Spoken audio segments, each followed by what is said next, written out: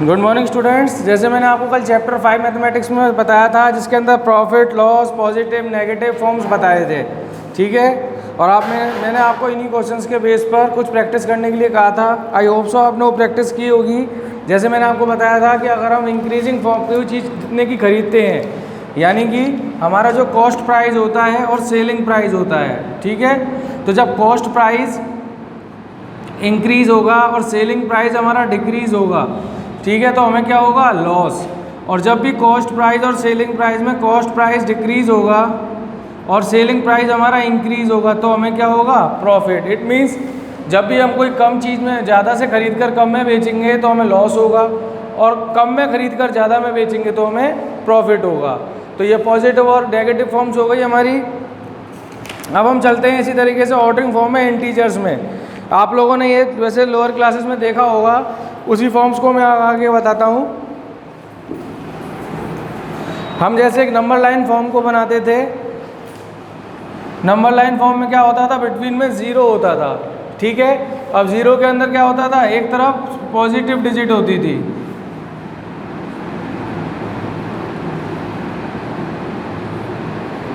और एक तरफ नेगेटिव,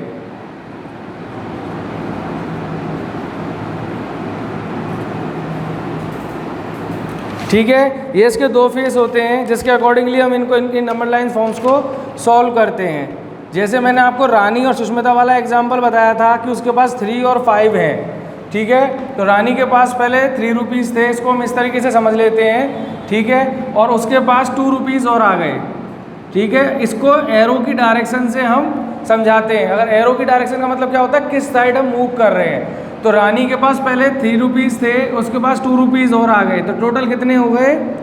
3 + 2 = 5। तो देखो, 0 से हम 3 पर गए, 3 के बाद किस पर चले गए? 5 पर। 0 से 3 पर क्यों गए? क्योंकि हमारी 3 से काउंटिंग स्टार्ट थी, और +2 यानी 1 और 2, तो कितने हो गए टोटल? 5। अगर इसी कोई लेस देन फॉर्म में कर दूं कि रानी के पास पहले 5 रुपीज़ थे सुष्मिता के पास, ठीक है, और अब उसके पास 3 रुपीज़ उसने किसी को दे दिए, तो उसके पास कितने रह गए?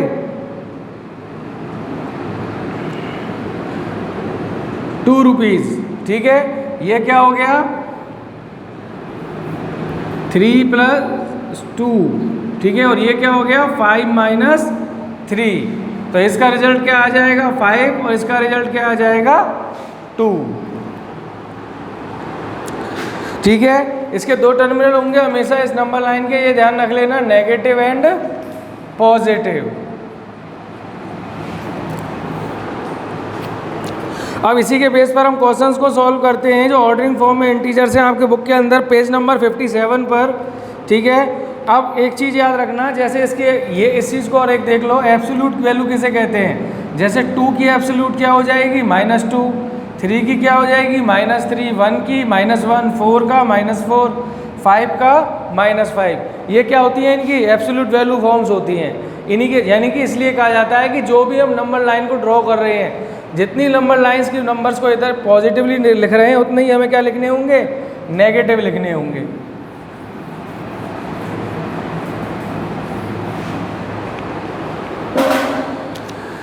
अब क्वेश्चन नंबर फर्स्ट देखो, using the number line right the integer which is, यानी कि नंबर लाइन को यूज करते हुए हमें क्या बनाना है? एक नंबर लाइन ड्रॉ करना है। तो देखो, सबसे इसमें लिख रहा है 2 > 5, यानी मोर देन 4, 2 > 2, 4 से 2 ज़्यादा। तो उसके लिए क्या करेंगे? पहले हम इसके अंदर हमें पॉजिटिव नेगेटिव नहीं लेना पड़ेगा, इसके अंदर केवल सिंपल हम काउंटिंग करेंगे, क्योंकि हमारे पास पॉजिटिव वैल्यू है, नेगेटिव वैल्यू का हमारा क्वेश्चन नहीं है, ठीक है। एरो इंडिकेट कर देते हैं जिस डायरेक्शन में हम मूव कर रहे हैं। तो हमारा फर्स्ट वैल्यू क्या है? 2 > 4।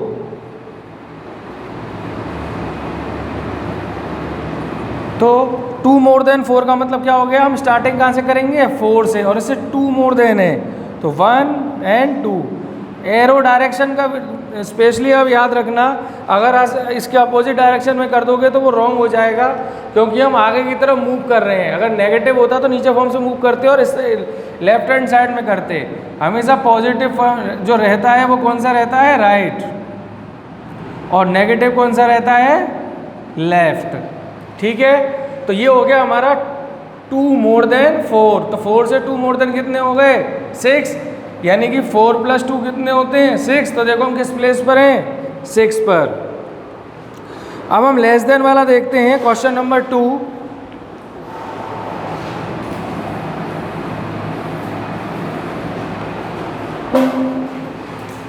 हमारा सेकंड क्वेश्चन है 6 लेस देन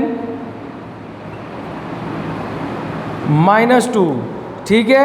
अब इसमें पॉजिटिव की बात नहीं है, पर हम दोनों फॉर्म्स को बनाएंगे क्योंकि एक डिजिट हमारी काय की है 6 लेस देन है -2 से, तो उस फॉर्म को हमको दिखाना है,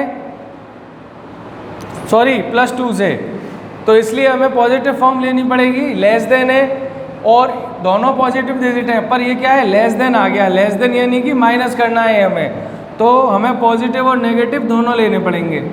0 1 2 3 4 5 6। इसी तरीके से इस साइड में ले लेंगे -1 -2 -3 -4 -5 -6। अब क्वेश्चन क्या कहता है 6 मोर देन 2, ठीक है, 6 लेस देन 2। तो अब देखो लेस देन 2 है तो 1 2 3 4 5 6, ठीक है। अब अगर देखो इसके अंदर एरो में इस साइड मूव कर देता हूँ जैसे मैंने उसमें किया था, तो वो रॉन्ग हो जाएगा, तो इसलिए हम क्या करेंगे, हम किस डायरेक्शन में जा रहे हैं अब,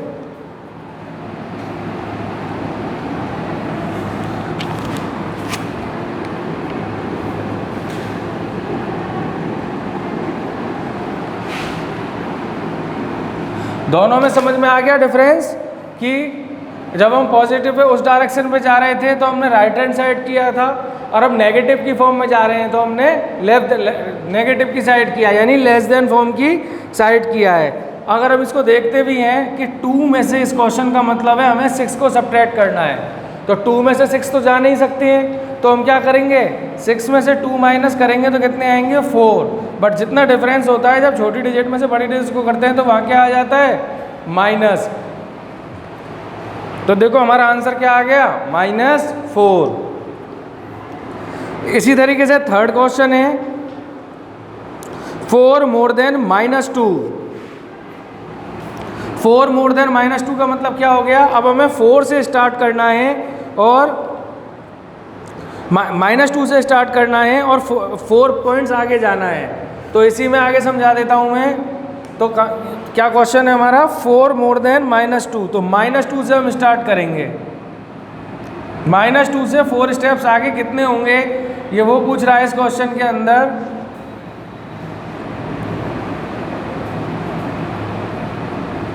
तो देखो 4 मोर देन -2 से 1 2 3 4, अब इस डायरेक्शन में है तो इस तरफ मूव कर देंगे, तो हमारा क्या आ जाएगा +2, ठीक है। एग्जाम्पल नंबर 2 देखो, अब एग्जाम्पल नंबर 3 आप कर लेना। Which integer is greater in each of the following pairs. इसके अंदर केवल लेस देन और ग्रेटर देन बताना है कि कौन सा बड़ा है। इस चीज़ में हमेशा याद रखना कि पॉजिटिव वैल्यू हमेशा ग्रेटर देन होती है, और पॉजिटिव वैल्यू जितनी बड़ी होगी वही ग्रेटर देन होगी, और नेगेटिव वैल्यू जितनी छोटी होगी वो उतनी बड़ी होगी। इट मीन्स जैसे समझाता हूँ मैं, -1 और 8 में कौन बड़ा है 8, ये तो आपको पता है, पर -1 और -8 में कौन बड़ा है -1, ठीक है। अगर यहाँ पर 1 है और यहाँ पर 1 है और 8 है तो हम पॉजिटिव डिजिट में प्लस की डिजिट में क्या कहेंगे 8 बड़ा है, पर अगर हम माइनस में देखें -1 और -8 में कौन सा बड़ा है तो माइनस का 1 बड़ा है। तो इस फॉर्म को ध्यान में रखते हुए जैसे क्वेश्चन दे रखा है -20, सी वाला जो क्वेश्चन है वो देखो काफ़ी कन्फ्यूजन करेगा आपको। -20 और +20 दो डिजिट दे रखी हैं, अब इनमें कौन सा बड़ा होगा +20, ठीक है। क्वेश्चन नंबर 3 देखो, arrange the following in the increasing order. Increasing और असेंडिंग और डिसेंडिंग ऑर्डर आप पढ़ चुके हो, तो उसी फॉर्म में आपको इंक्रीजिंग ऑर्डर में से अरेंज करना है। जैसे हमें क्वेश्चन दे रखा है -9 8 21 -8 -3 0 6 19 एंड -1। अब इसको हमें इंक्रीजिंग ऑर्डर में, ठीक है, इंक्रीजिंग ऑर्डर का मतलब छोटे से बड़ा, असेंडिंग फॉर्म जो होती है हमारी, तो सबसे पहले हम इसमें मैंने क्या कहा था, नेगेटिव वैल्यू जो जितनी बड़ी होगी वो उतनी छोटी होगी, स्मॉलेस्ट फॉर्म होगी वो। तो इसमें सबसे छोटी डिजिट हमें क्या दिख रही है, -9, ठीक है। उसके बाद ये 8 माइनस का 8, ठीक है। उसके बाद और कोई माइनस की डिजिट है, -3। अब कोई डिजिट है 1, उसके बाद 0, देन प्लस का 1, देन 6, 8, 19 एंड 21, ठीक है। और एग्जाम्पल नंबर 4 में देख लो, जैसे -6 और प्लस का 9 दे रखा है, तो इसमें एक फॉर्म याद रखना है, plus minus, minus plus, minus minus, plus plus. तो प्लस माइनस माइनस होंगे, माइनस प्लस माइनस होंगे, माइनस माइनस प्लस और प्लस प्लस प्लस। ये मैथ्स का आपका गोल्डन रूल है, इसको याद रखना कि जब भी सेम साइन होते हैं तो प्लस होता है और जब भी सेम साइन नहीं होते हैं तो माइनस होता है। तो इन सब क्वेश्चंस को आपको ध्यान में रखते हुए एक्सरसाइज 5.1 को सॉल्व करना है। इसके अंदर काफ़ी क्वेश्चंस हैं, 22 क्वेश्चंस हैं, ठीक है। तो ऐसा करना, आप स्टार्टिंग के अभी आज 5 क्वेश्चंस को सॉल्व करना पहले, इनके अंदर भी पार्ट्स हैं 5 या ऐसा करना 6 क्वेश्चंस को सॉल्व करना, और 1 to 6 तक कोई भी डाउट आता है तो मुझे बताना। ये आपका होमवर्क है आज का।